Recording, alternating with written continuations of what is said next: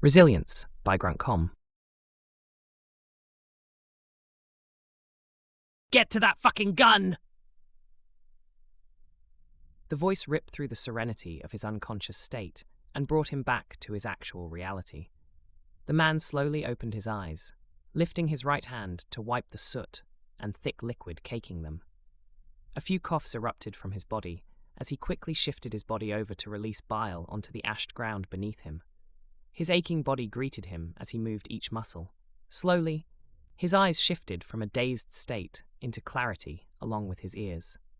He initially heard the scream of a man with a comforting voice trying to soothe him. There were people armed with lackluster kits that seemed to be something they had found in a surplus store, running past him as streaks of hot light passed by. One man that just crested the small crater he found himself in was hit by one of those beams, which instantly pierced his body and cauterized the wound. Then another, and another, until he fell dead. Explosions came into view now, along with the noise, the warm pulse of the shockwave rocking him around as he struggled to stand back up. His right side burned and sizzled, which brought his sense of smell back into reality as well. He smelled ash, gunpowder, and death. He looked down at his feet and saw a resting rifle. He focused on the gun for a while, and his thoughts flooded his fogged mind. Then the words, "Get to that fucking gun," started to take priority.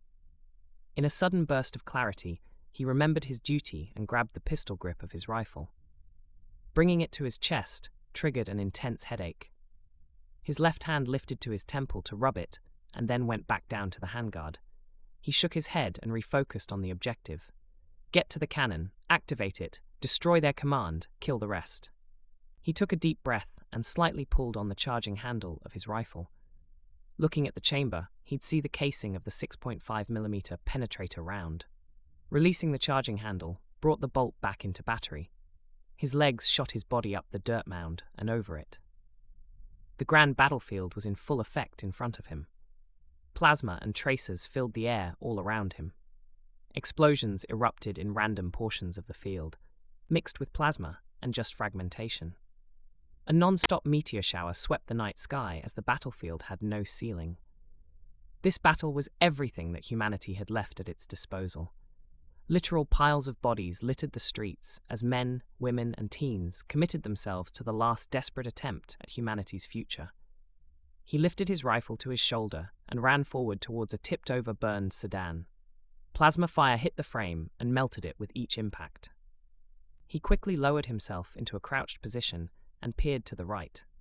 He lined up a Thraxian soldier with his LPVO sight.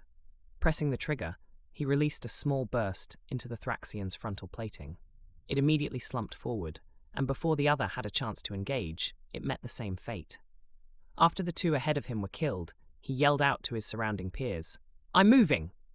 A very young voice responded to him from just behind, "I'll cover you!" He quickly cut around the tipped sedan and sprinted forward towards the railing.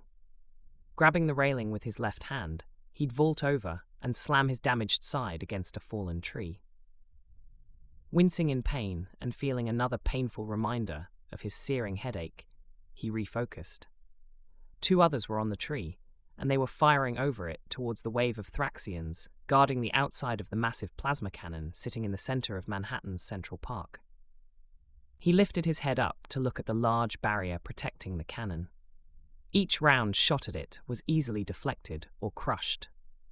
However, he also noticed debris, like rock, stone, or branches, easily slipped through the blue shielding as if nothing was there.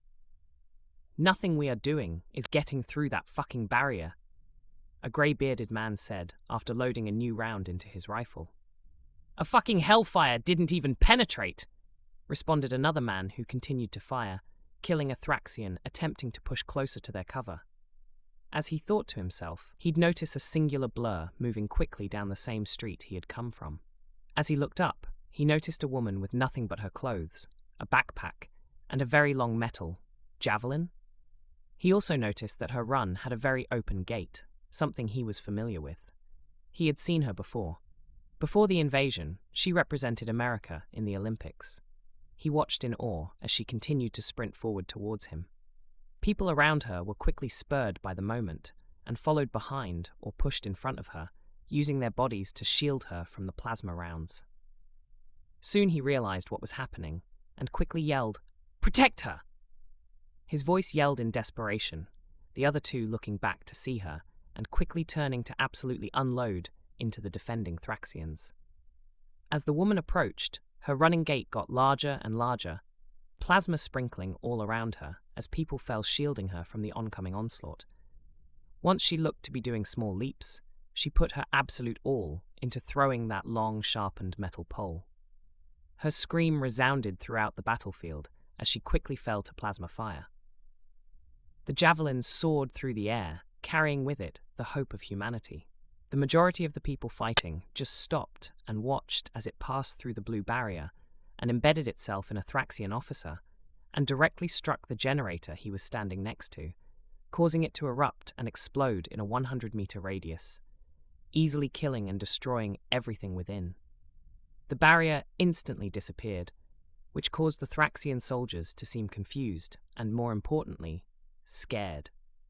He'd slowly stand up and raise his fist up, followed by yelling, "Get to that fucking gun!" The end. Like and subscribe for more content.